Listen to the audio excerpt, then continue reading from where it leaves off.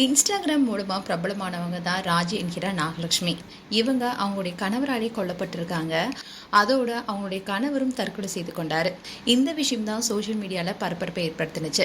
இப்படி இருக்க சொல்லதான் பாண்டியன் ஸ்டோர்ஸ்ல மீனா என்ற கேரக்டர் நடிச்சிட்டு வர ஹேமாராஜ் இவங்களை குறித்து சில விஷயங்களை ஷேர் பண்ணியிருக்காங்க.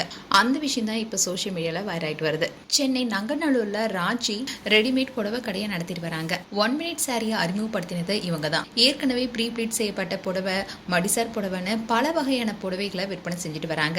இவங்களுடைய பிசினஸ்க்கு இவங்க தான் மாடலாகவும் இருக்காங்க. இன்ஸ்டாகிராம் பேஜ்ல அவங்களுடைய கடையில இருக்கிற விதவிதமான புடவைகளை கட்டி ப்ரொமோஷன் செய்யறாங்க. அது மட்டும் இல்லாம ஏகப்பட்ட சின்னத்திரை நடிகையுடன் இன்ஸ்டால கொலாபரேஷன் செய்வாங்க. இவங்க கடைக்கு பல சின்னத்திரை நடிகைகள் ப்ரொமோஷன் செஞ்சிருக்காங்க.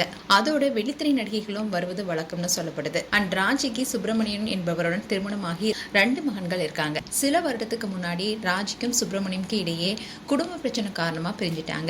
இந்நிலையில ராஜி ரொம்பவே கஷ்டப்பட்டு அவங்க 2 மகன்களையுமே மருத்துவத்துல படிக்க வச்சுட்டு வராங்க. இதை தொடர்ந்துதான் கணவன் மீண்டும் ஒன்னா சேர்ந்து வாழலான்னு சொல்ல ராஜி முதல்ல மறுத்திருந்தாலும் அதுக்கப்புறம் ஓகே சொல்லியிருக்காங்க. ஆனா இவங்களுக்கு இடையே மீண்டும் பிரச்சனை ஏற்பட்டு ராஜியுடைய கணவன் சுப்பிரமணியம் அவங்கள வெட்டி கொலை செஞ்சுட்டாரு.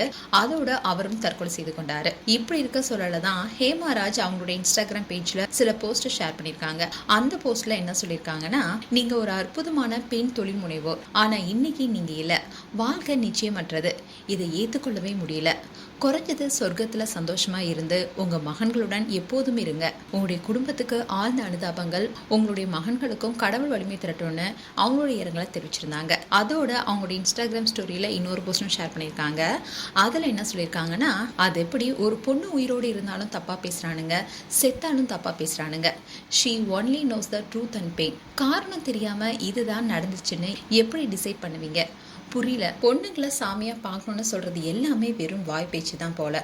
நிஜமாவே பொண்ணுங்களை உயிரோடு நடமாடுற ஒரு பிணமா தான் பாக்குறாங்க போல.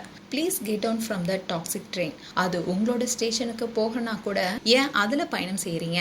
கஷ்டமா இருக்கு. ஃபேக்காவும் தனிப்பட்ட ஐடியில இருந்து அவங்களுக்கு கமெண்ட் பண்றவங்களே இறந்த பிறகாவது அவங்க நிம்மதியா இருக்கட்டும். அவங்களுடைய குடும்ப உறுப்பினர்கள் பாவம் இல்லையான்னு ரொம்பவே உருக்கமா போஸ்ட் போட்டிருக்காங்க ஹேமாராஜ். மேலும் ராஜு குறித்து உங்களுடைய கருத்துக்களை கமெண்ட் செக்ஷன் சொல்லுங்க. இது போன்ற வீடியோஸை பார்க்க நியூஸ் தமிழ் கிட்ஸ் சேனலை சப்ஸ்கிரைப் பண்ணுங்க. மறக்காம நோட்டிஃபிகேஷன் பட்டனை கிளிக் பண்ணுங்க.